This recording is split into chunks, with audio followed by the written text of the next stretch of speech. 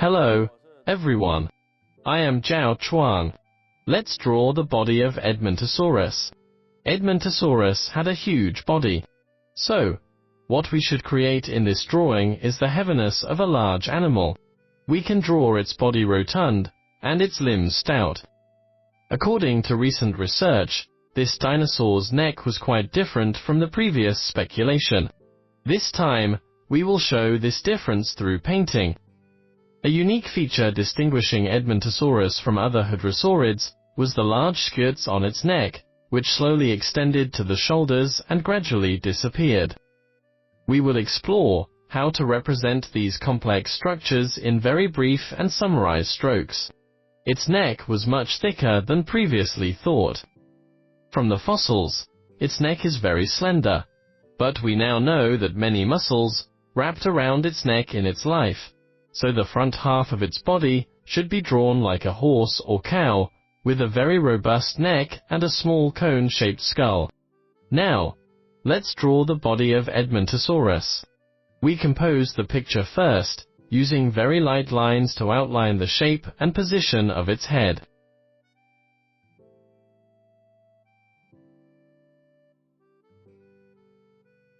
Then, determine the level of the ground.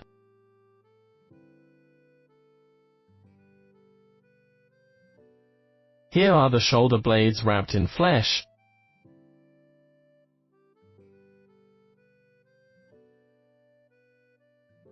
And then its back and tail are a continuous arc.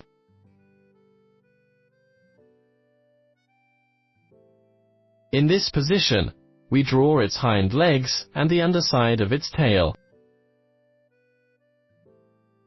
The knees are about here, the same height as the belly.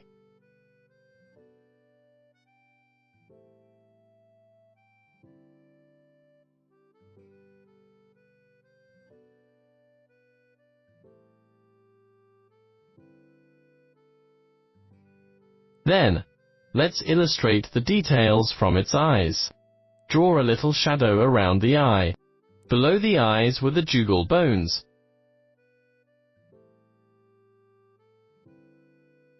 And behind the eyes were the temporal fenestrae. We draw this temporal fenestra as if it were filled with muscles.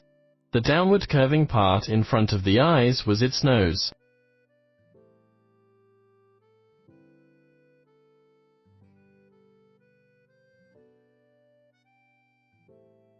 The nostril openings were located very low and forward. What's below is its keratinous beak. There were numerous vertical stripes on its keratinous beak. The mouth opening extended below its jugal bones.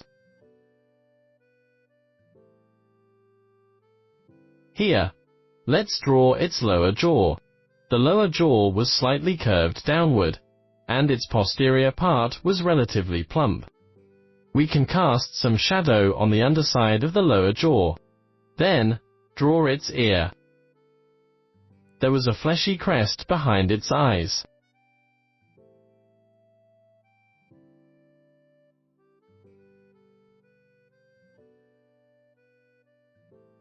Then, let's outline its shoulders and chest backward.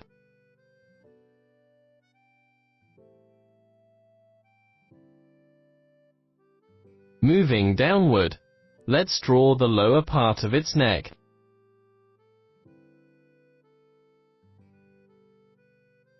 Extend the upper part of its neck upward and draw its back backward. Its neck was thin when viewed from the skeleton, but when it was alive, its neck was wrapped in extensive muscles and looked very thick.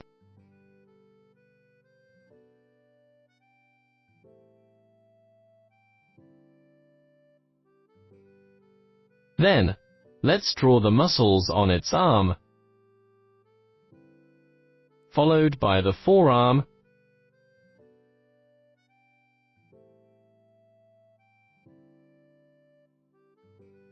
then its hand.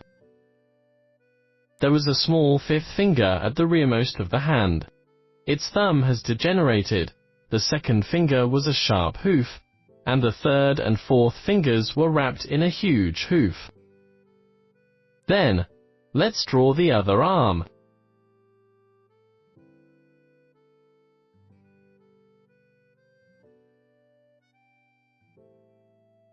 We can slightly see the palm on this side. When a hadrosaurid walked, the backs of its hands were not completely facing forward, but slightly to the side.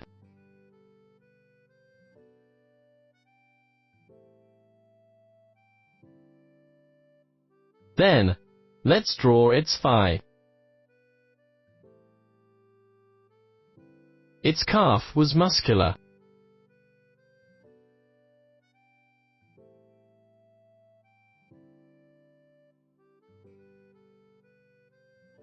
Now, we come to its foot, which had 3 toes.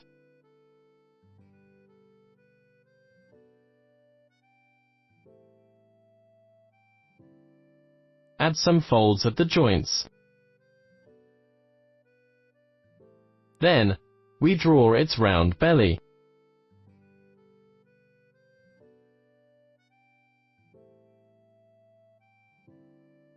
Here is the other hind limb.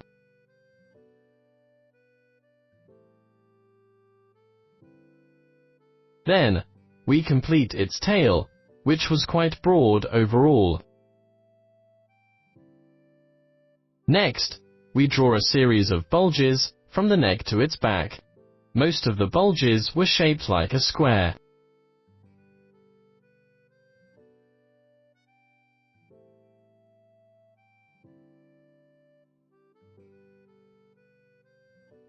The bulges began to become smaller on the tail. The bulges on the neck and tail were all relatively small.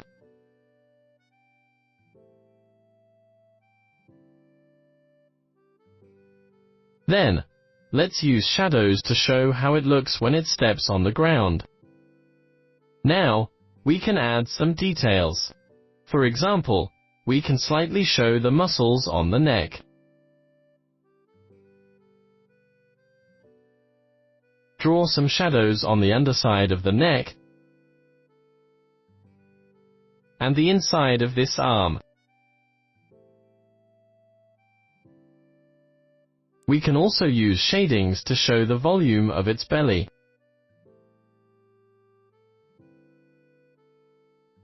There was a skin membrane between its thigh and torso. Also, add some shading on the underside of the torso and the tail.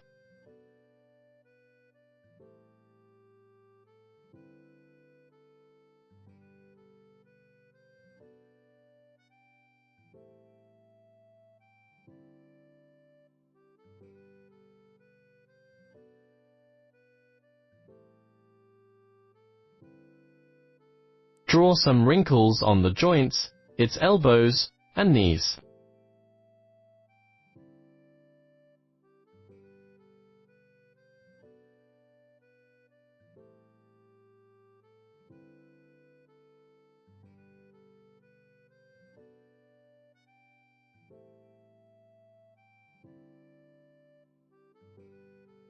Slightly show the muscles and shadings on the legs and arms.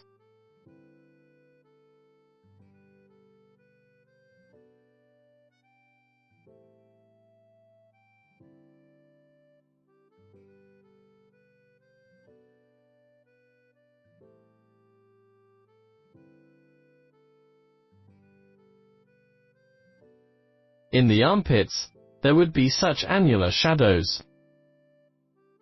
Then, let's gently outline its ribs. There were long muscles extending from its back to the top of its tail.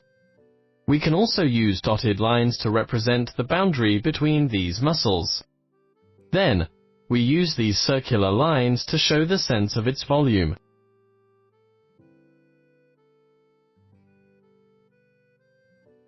At the position of the shoulder, there were muscles connected to the back.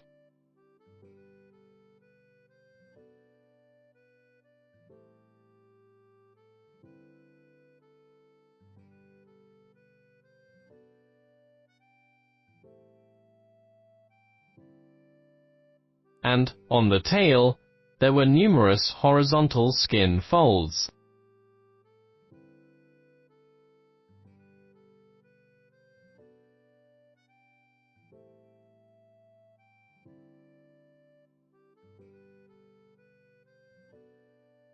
Then, we draw the armor on the upper part of the neck. The scales basically distributed and extended downward and backward from the back of the head. So, we can first draw the vertical gaps between the scales with dotted lines.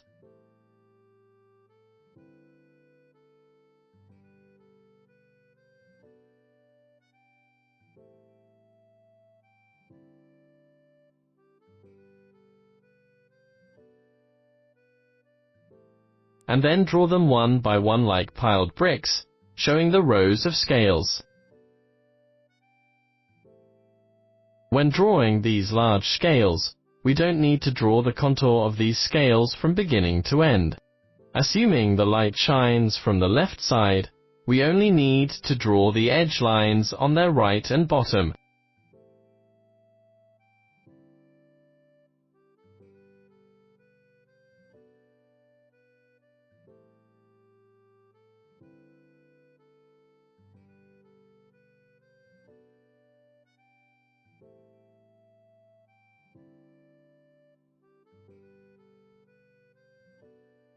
Now, let's draw some wrinkles on the crest, like a rooster comb.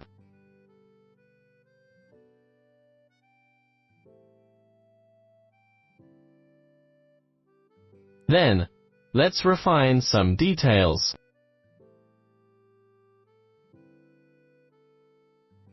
Finally, draw some light dust on the ground to make it like walking in a dry environment. In this way, we've finished drawing the whole body of Edmontosaurus.